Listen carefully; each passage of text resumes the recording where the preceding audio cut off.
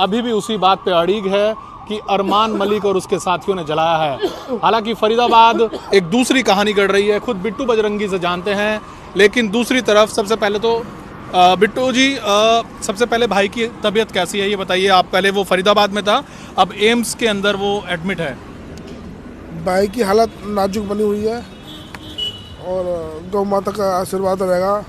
हम तो प्रार्थना करेंगे बालाजी महाकाल से कि हमारा भाई जल्दी स्वस्थ हो और सबकी प्रार्थनाएं काम आए। लेकिन बिट्टू, कई कहानियां फरीदाबाद पुलिस बना रही है। फरीदाबाद पुलिस ने अखबारों के अंदर कह दिया है कई जगह पर कि कहानी कुछ दूसरी है, हमें सबूत नहीं मिल रहे। तो आखिरकार जलाया किसने है? तो फरीदाबाद पुलिस को ये भी बताना चाहिए। ये बताने में क्यों संकोच लगा रहे हैं? कुछ राजनीतिक संरक्षण मिला हुआ है उनको, जो दूसरी पार्टी है। और मुझे पता है सर सब कुछ कि मेरे मामलों को दबाने की कोशिश हो रही है, लेकिन मैंने पहले भी कहा था, अब भी कह रहा हूँ, आगे बोलूँगा। चाहे मुझे मोदी तक जाना पड़े, माननीय जो हमारे गृह मंत्री हैं और अनिल विज जी, और माननीय हमारे मुख्यमंत्री खट्टर साहब, मुझे तक कहीं तक जाना पड़े, मुझे न्याय के लिए मुझे किसी के दरवाजे जाना पड़े, जब तक मेरे भाई को न्याय नहीं मिलेगा ना, मैं चुप नहीं बैठूंगा। क्योंकि कई बार ऐसे पहले भी मेरे पास जो घटनाएं हो गई, उस पर भी कोई संज्ञान नहीं, और किस ने क्या किया कोई कुछ नहीं। सब मामलों को दबाने की कोशिश कर रहे हैं, लेकिन मैं चुप नहीं बैठूंगा। मतलब कई अखबारों के अंदर खबर छपी थी कि हमें सबूत नहीं मिले, ऐसा कुछ था। और दूसरी बात, कई दिनों तक फरीदाबाद के अस्पताल में ज़िंदगी और मौत की भाई जंग जूझता रहा। अब कल भी आपने जैसे बताया, कभी सफदरजंग हॉस्पिटल लेके भागे, एम्स में लेके भागे, मतलब बेड तक मिलने में आपको दिक्कत हो रही थी। देखो जी, क्या बोलूं, किससे बोलूं, सारी बात बोलूँगा फिर बुरा। कुछ नहीं है जी, ढाक के दो पात हैं। बाकी गौ माता का आशीर्वाद है, जो किसी वजह से मेरा भाई एम्स में भर्ती हो गया। बाकी तो एक वो वाली कहावत चल रही है जी, भागा दौड़ पूरी हो रही है, रिजल्ट ना निकले वो बिट्टू जाने। भागा दौड़ पूरी चल रही है बंदर की तरह। जैसे जंगल होता है ना, गुलाटी मारता है, कभी इस पेड़ कभी उस पेड़, भागा दौड़ पूरी है, रिजल्ट ना निकले वो बिट्टू जाने। तो भागा दौड़ी यानी कि आप फरीदाबाद पुलिस पर भी कह रहे कि भागा दौड़ी मैं जो भी है, मैं संतुष्ट नहीं हूँ, क्योंकि मेरे घर में आग लगी है। मैं बिल्कुल संतुष्ट नहीं हूँ, तो मुझे भी फांसी लगा दो। एसआईटी बना दी फरीदाबाद पुलिस करीब में, एसआईटी बना दी, फोरेंसिक हमने कर दिए। एसआईटी में मैं बता दूँ जी, वही चौकी इंचार्ज है, वो SHO साहब है। एसआईटी कोई केंद्र की कोई एसआईटी थोड़ा लगा दी है। वो तो जब भी इंक्वायरी करते, तो ये मैं संतुष्ट नहीं हूँ इन चीज़ों से। और जो अरमान को निकालने की कोशिश हो रही है ना, इसका खामियाजा ना बहुत लंबा, मैं बता रहा हूँ चेतावनी के शब्दों में ही, बहुत बड़ा खामियाजा भुगतना पड़ेगा।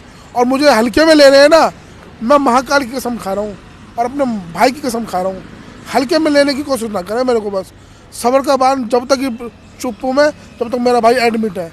लेकिन मुझे हल्के में ना लें, गेंद की तरह कहीं भी मार दिया पाला और उसको दबा दो। हर बार मैं अपनी जाति नहीं सहूँगा कि कोई कहीं मेरे पे इल्ज़ाम लगा देता है, कोई कहीं इल्ज़ाम लगा देता है, कोई कहीं इल्ज़ाम लगा देता है, और वही ढाक के तीन पात।